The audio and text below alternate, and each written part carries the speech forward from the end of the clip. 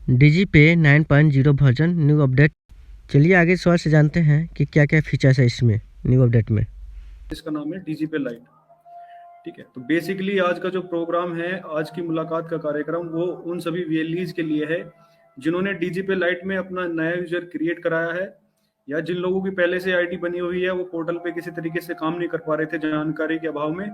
तो पोर्टल से रिलेटेड पूरी जानकारी देने के लिए ये स्पेशल प्रोग्राम आप सभी लोगों के लिए रखा गया है। तो बेसिकली इसमें कैसे हम लोग काम करेंगे, क्या क्या इसमें सर्विसेज हैं, वो सारी चीज़ों की जानकारी देने के लिए ठीक है, जो प्रोजेक्ट का नाम है ये है डीजी पे लाइट। यानी कि जिस तरीके से हमारा डीजी पे पोर्टल काम करता है, सेम उसी तरीके से रहेगा, बट इसमें कुछ अपडेट्स हैं जिनमें वीएलई न्यू फीचर्स के साथ इसको अपना यूज कर सकता है।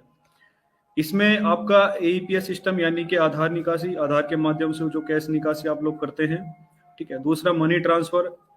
इसी पोर्टल पे अपने मनी ट्रांसफर की सर्विस जो है बहुत ही अच्छे तरीके से इसमें लॉन्च की गई है, बिना किसी दिक्कत के। मतलब ये होगा कि जब आप इस पोर्टल को यूज करेंगे अपने माध्यम से, तो इसमें किसी भी तरह कोई भी टेक्निकल रीजन या सर्वर का कोई भी प्रॉब्लम नहीं है, बहुत ही अच्छी तरीके से काम कर रहा है। तीसरा है कार्ड ट्रांजेक्शन, यानी कि आप जो माइक्रो एटीएम अपनी सीएससी आईडी के माध्यम से यूज कर रहे हैं, सेम उसी एटीएम कार्ड को आप अपने मतलब सीएससी डीजीपी के साथ जो आप यूज कर रहे हैं, उसी को आप डीजीपी लाइट यूजर पे अपना मैप करा के उस पर काम कर सकते हैं, या डायरेक्टली डीजीपी लाइट पोर्टल से आप ऑर्डर करके उसको अपना स्टार्ट कर सकते हैं।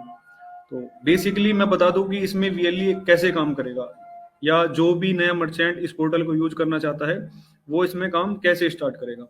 तो इस पोर्टल पे काम स्टार्ट करने के लिए सबसे पहले आपको अपना एक गूगल फॉर्म्स, जो आपकी डिस्ट्रिक्ट टीम के द्वारा, यानी कि जो आपके डिस्ट्रिक्ट मैनेजर हैं, डिस्ट्रिक्ट कोऑर्डिनेटर हैं, उनके माध्यम से जो दिया जाएगा आपको, वो आपको लिंक फिल करना है। उसमें कुछ बेसिक डिटेल्स, आपकी डिटेल्स चाहिएंगी, जैसे आपका नाम, मोबाइल नंबर, मेल आईडी, आपका एड्रेस वगैरह।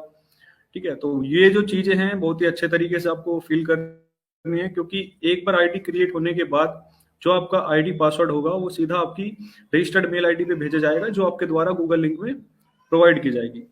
तो जो भी इंटरेस्टेड है, जिसको भी नई आईडी क्रिएट करानी है, तो वो एक बार जिला टीम से संपर्क कर ले, तो उनके माध्यम से उनको लिंक मिल जाएगा। और वो जो लिंक है फिर अच्छे से करके थोड़ा वेट करे, with in 7 days working days में वो आईडी आपकी क्रिएट होकर आपकी मेल आईडी पे आपको मिल जाएगी, जहां से आपको कार्य स्टार्ट करना है। तो बेसिकली मैं बता देता हूँ इस पोर्टल पे हम लोग काम कैसे स्टार्ट करेंगे।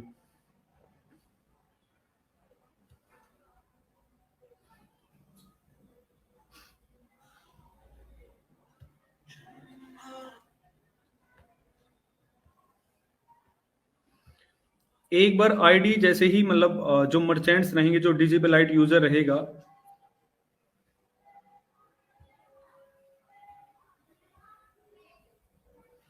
लॉगिन करने के जब फर्स्ट टाइम उसको उसके आईडी पासवर्ड वो अपनी मेल आईडी पे प्राप्त करेगा, तो वहां पे उसको 2 लिंक दिए जाएंगे, एक अपना वेब वर्जन का और दूसरा अपना मोबाइल ऐप के माध्यम से। यानी कि आप अपने लैपटॉप, डेस्कटॉप के माध्यम से इस पोर्टल को लॉगिन कर सकते हैं, या मोबाइल ऐप डाउनलोड करने के बाद अपने मोबाइल के माध्यम से भी इस पोर्टल पे अपना लॉगिन कर सकते हैं।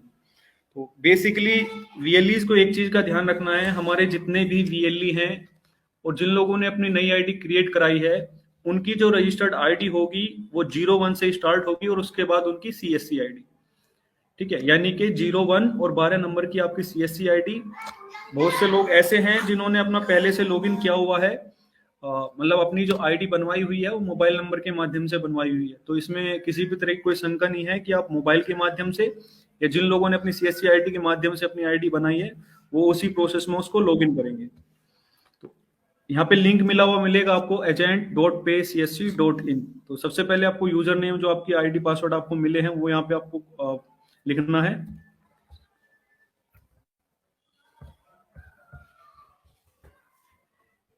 उसके बाद सभी के लिए डिफॉल्ट पासवर्ड रहेगा CSC@1234, जिसमें C कैप्स में रहेगा और बाकी स्मॉल में। एक बार लॉगिन करने के बाद सभी जो है अपना पासवर्ड रिसेट कर लें, और जो भी पासवर्ड आपको मिलेगा, जो भी बनाएंगे आप, उसी के माध्यम से आप उसको लॉगिन करें।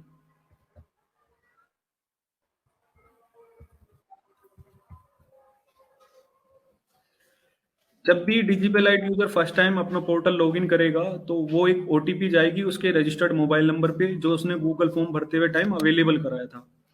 ओटीपी का जो प्रोसेस है पूरे डे में यानी कि 24 आवर्स में वन टाइम रहेगा, यानी कि आप सुबह के टाइम जब भी इस पोर्टल को लॉगिन करेंगे तब आपको ओटीपी की जरूरत पड़ेगी।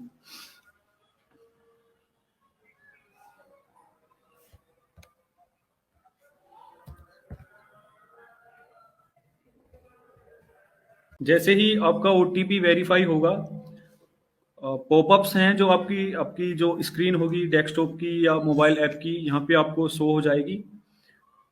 ठीक है, तो बेसिकली लॉगिन करने के बाद में सबसे पहले जो अपने डीजीपे लाइट को जो सबसे पहले काम करना है वो करना है उसको अपनी ई केवाईसी का। पहला ही पॉपअप यहाँ पे स्क्रीन पे शो हो जाएगा आपका स्टार्ट केवाईसी। ठीक है, स्टार्ट ई केवाईसी करने के बाद जैसे ही आप क्लिक करेंगे सबसे पहले आपका जो रजिस्टर्ड मोबाइल नंबर होगा उस पर एक ओटीपी जाएगी। ठीक है, यहाँ पे मान लिया जैसे मैं ओटीपी भेजता हूँ तो मेरे मोबाइल नंबर पे एक ओटीपी जाएगी।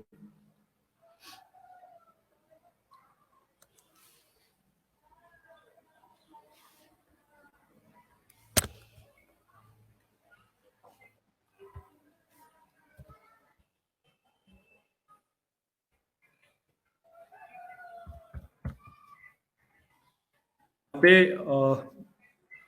जो अपनी ओटीपी है उसको वेरीफाई करना है मोबाइल नंबर पे। उसके बाद आप अपनी ईमेल आईडी पे भी अपना ओटीपी सेंड करके उसको वेरीफाई कर सकते हैं या स्किप कर सकते हैं। ठीक है, ये जो पॉपअप्स होंगे हैं और उसके बाद का प्रोसेस आपको जो ध्यान रखना है बेसिकली आप वही डेस्कटॉप या लैपटॉप यूज करेंगे जिसमें आपका करंट में कैमरा चल रहा होगा, या बेसिकली आप सबसे पहले ये करें कि वीएलई अपना फर्स्ट टाइम लॉगिन अपने मोबाइल ऐप के माध्यम से करें, क्योंकि उसमें कैमरा थोड़ा साफ होता है और जो फोटो आप अपलोड करेंगे वो आपको कैमरे के सामने शो करना होगा, तब वो आपका फोटो अपलोड होंगी। तो यहाँ पे जो आपके फोटो अपलोड होंगे उनका थोड़ा सा मैं बता देता हूँ आपको। अपना पैन कार्ड आपको अपलोड करना है यहाँ पे, देन उसके बाद आपको आधार वेरीफाई कराना है, आधार का आगे से फोटो पीछे से फोटो। ठीक है, आपकी एक लाइव सेल्फी इसमें जाएगी और जो बेसिक इन्फॉर्मेशन होगी यानी कि आपके सेंटर का नाम, आपके एड्रेस वगैरह, ये सब नॉर्मल डिटेल आपको यहाँ पे पोर्टल पे फिल करनी है। ई केवाईसी जैसे ही आप अपनी कंपना पोर्टल से काम स्टार्ट कर सकते हैं।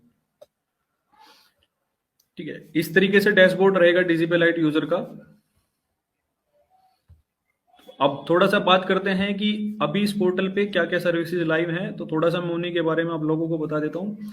अभी फिलहाल करंट में जो यहाँ पे सर्विसेज लाइव हैं किसी भी यूजर के लिए जिसका लॉगिन आईडी पासवर्ड बना हुआ है वो यहाँ इस पोर्टल से मनी ट्रांसफर कर सकता है, यूनिफाइड एईपीएस यानी कि आधार के माध्यम से जो कैश निकासी होती है वो कर सकता है, और तीसरा एमएटीएम यानी कि जो डिवाइस आप यहाँ से ऑर्डर करेंगे और कार्ड के माध्यम से जो ट्रांजेक्शन की सुविधा है वो अपने लोगों को यहाँ से दे सकते हैं।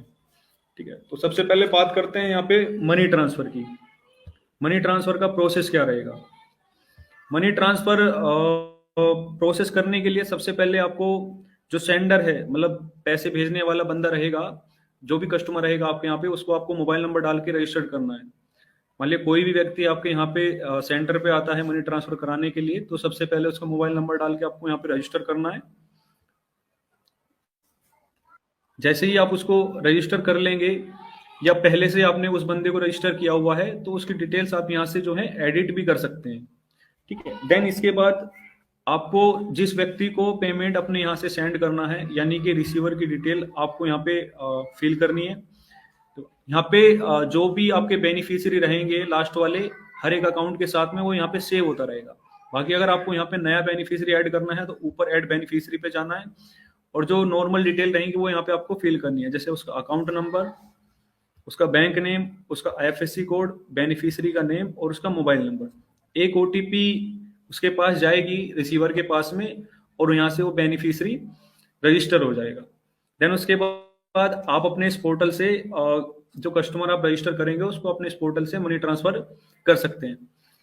अपने पोर्टल की जो लिमिट है किसी भी एक कस्टमर को आप वन टाइम पे 75,000 रुपये मनी ट्रांसफर कर सकते हो। ठीक है, यानी कि एक मोबाइल नंबर के माध्यम से आप एक समय में 75,000 रुपये किसी भी कस्टमर्स को मनी ट्रांसफर कर सकते हो। ठीक है, दूसरा है यूनिफाइड एईपीएस यानी कि आधार से कैश निकासी। 3 सर्विसेज इसमें अभी लाइव हैं, कैश विड्रॉ, बैलेंस इंक्वायरी और मिनी स्टेटमेंट। ठीक है, कैश विड्रॉ निकालने के लिए यानी कि पैसा जो निकालेगा आपका कस्टमर यहाँ से, सबसे पहले उसका आपको मोबाइल नंबर यहाँ पे पुट करना है। मोबाइल नंबर डालने के बाद में कस्टमर का आधार नंबर जो उसका आधार नंबर रहेगा। ठीक है, नीचे आपको बैंक का नाम दिए हुए हैं। अगर लीड बैंक है, मान लीजिए जैसे state bank, bank of Baroda, Canara bank है, तो आप यहाँ पे सिलेक्ट कर सकते हैं डायरेक्टली, या उस बैंक का पर्टिकुलर बैंक का नाम यहाँ पे सिलेक्ट कर सकते हैं। मान के चलो जैसे आईसीआईसीआई बैंक है, ठीक है, या एचडीएफसी बैंक है। तो जो भी बैंक कस्टमर का होगा वो यहाँ से आप सिलेक्ट कर लेंगे, और देन उसके बाद अमाउंट, कितना अमाउंट कस्टमर आपके यहाँ से विड्रॉ करना चाहता है, 500, 1000, 2000, 5000, या अलग से कुछ करना चाहता है, तो यहाँ अदर पे सिलेक्ट करके वो पेमेंट आप यहाँ पे लिख देंगे।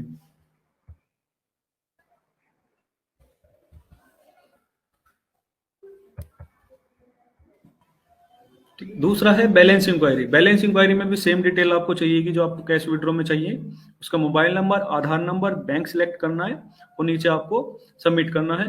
तीसरा है मिनी स्टेटमेंट, यानी कि मिनी स्टेटमेंट आपके कस्टमर कोई निकालना चाहता है आपके यहाँ से, आपके सेंटर के माध्यम से, तो सेम डिटेल रहेंगी जो आपको यहाँ पे पुट करनी है, और ये जो है सर्विस आप अपने कस्टमर को दे सकते हैं। नॉर्मल डिटेल फिलअप करने के बाद में आपको यहाँ से अपनी डिवाइस सिलेक्ट करनी है। राइट हैंड पे ऊपर की तरफ ऑप्शन दिया हुआ है, तो जो भी डिवाइस आपके पास है, मंत्रा है, मोरफो है, स्टार ट्रैक है, या जो भी डिवाइस यहाँ पे दी गई है, उसका पर्टिकुलर सॉफ्टवेयर आपके पास इंस्टॉल होना चाहिए। यहाँ से आप जैसे ही कैप्चर पे क्लिक करेंगे तो आप कस्टमर को अपनी फिंगर अपनी डिवाइस पे पुट करनी है, और देन उसके बाद यहाँ पे सबमिट करते ही आपकी ट्रांजेक्शन आगे के लिए प्रोसीड हो जाएगी।